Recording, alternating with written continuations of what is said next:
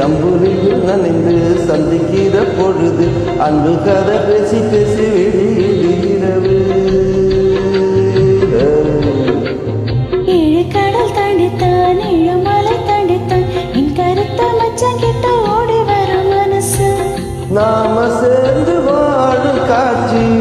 போட்டி பார்க்கிற